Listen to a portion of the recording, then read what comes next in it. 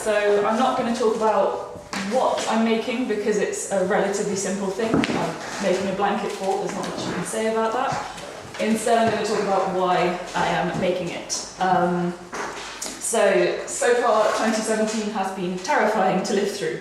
In the last week alone, we've seen the Healthcare Act abolished in the US, Tories making gains in the local election, narrow brush with Nazism in France, which is apparently a normal thing now. We are in the most unsure, unstable period of recent history, politically, economically, environmentally. We are just kind of drowning in a sea of hateful rhetoric, and it's overwhelming. I wish I was a kid again, because a kid doesn't have to worry about work or politics or how we're suffocating the very world that we live in. 10-year-old Neve never even considered that grown-up Neve wouldn't have enough money to buy a house because you just build your own out of the dining room table and blankets. So I started embroidery as a way to cope with my anxiety issues. I came onto this course as a solely commercial crafter, but as my work has developed into more of a fine art practice, so the links with anxiety have become more apparent. I have a need to communicate with those who suffer from mental health issues that they are not alone, that others know this pain, and that this too shall pass. And we are really not alone in our suffering. 1 in 6 have experienced anxiety, and 20% of over 16-year-olds live with depression. So I'm trying to create a safe physical space, kind of a small protection from daily life. As James once sang, those who feel the breath of sadness, sit down next to me. You cannot fight the injustices of this world if you're too mentally exhausted to move.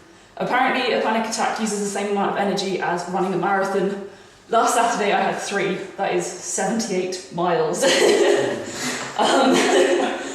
Being in my blanket fort soothes a worried mind, just as creating it calms a hurried heart. There is a unique feeling associated with creating. It is echoed down from the arts and crafts movement of William Morris and John Ruskin.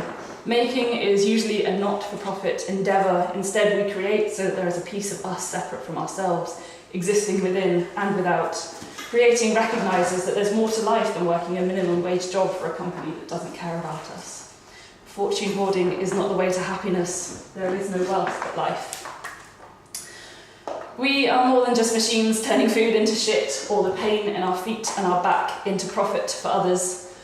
Make art and be happy may be somewhat of an oxymoron, but for me at least, it is crucial for staying myself and not getting lost. The idea of self-care has been around for a while, but in certain circles of the internet it's really taken root. Ethically, our government should be doing more for mental health, but their only solution seems to be more pills. And don't get me wrong, like antidepressants are great and useful, but people need something else and the government simply don't provide it. So self-care is small acts of kindness for yourself to make life a little better. My go-to is painting, badly painting, but also building my blanket fort, bought from sheets in a charity shop. I am trying to reconcile my belief that craft can alleviate mental health issues with the principles of Morris and Ruskin. The actual physical space of my fort is gender neutral.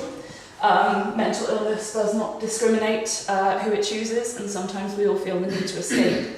But the actual creating of the fort is very much rooted in the feminine.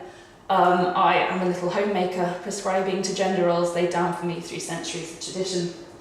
Messages of love and support and acceptance will be communicated through the secret language of embroidered flowers and the starry sky stitched on the background. You might not understand what they are saying, but they might remind you of something, your grandparents' garden when you were younger, a feeling of safety.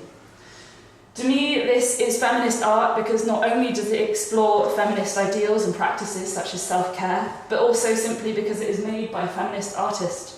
The creation and evolution of this work is deeply personal. It has been stated that the personal is political. This is still true. Because when our bodies are being taxed and the very thoughts in our heads are being shaped for us, everything we do becomes an act of defiance. I am recovering my lost strength and planning a rebellion for my blanket fort. Thanks.